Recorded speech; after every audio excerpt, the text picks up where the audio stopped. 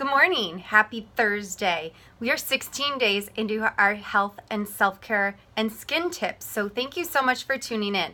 I've been enjoying sharing information with you guys as much as I'm getting excited that you're sharing and sending in questions.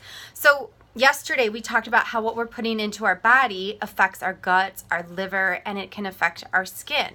Today I want to take today's tip and I want to share my story and how I've changed my diet. So years ago, I cleared up my acne I did a 14-day cleanse and I cut out all these harsh foods. I cut out gluten, dairy, sugar, corn, soy, and a number of other stuff. And within 2 weeks, my skin cleared up, and it was dairy that was causing it to trigger and break out. So since then, I've kind of minimized my dairy, but every once in a while I would eat it. I'd still get those breakouts. And then I got to the point where I wasn't eating as well over the past year. You know, I moved back home with my parents. I haven't been eating as well. I've been drinking more wine, consistently every single night. And I just started to get to the point where my clothes weren't fitting. I was just feeling very tired. I was having constant headaches. I was always bloated, and I just didn't feel good. So in June, I was inspired by my boyfriend to start doing the ketogenic diet. And I have to tell you, I feel great. I mean, I cut out all gluten, I cut out dairy, I cut out all sugar, which is crazy for me because I'm like the queen of sugar. When I was little, I used to go to my grandparents' house and raid their pantry because it was full of sugar. I mean, it was like a field day. I used to love going to my grandparents' house for that reason alone. Birthday parties, it'd be like, where's the cake? That was the first thing I thought of. Forget the food, where's the sweets?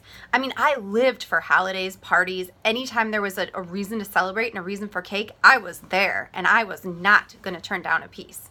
So, and I've always been one to keep chocolate at work. After meals, I'd always sneak in that piece of chocolate.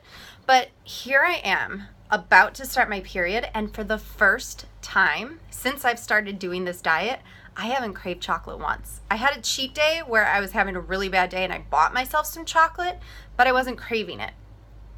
And this is surprising for me because normally right before I'm like dying for chocolate. I'm having like horrible cravings and I'm like dying for my sweets. And for the first time since ever, I am not craving chocolate or sweets. So I just wanted to share that with you and tell you guys that it can take time. It does take time, but if you stick with it and you're consistent, you will start to notice changes. I mean, I started eating dairy, not all the time, but I haven't been breaking out either. Not because I want to eat dairy, but a few times we've gone out and I've had it and I'm not noticing breakouts.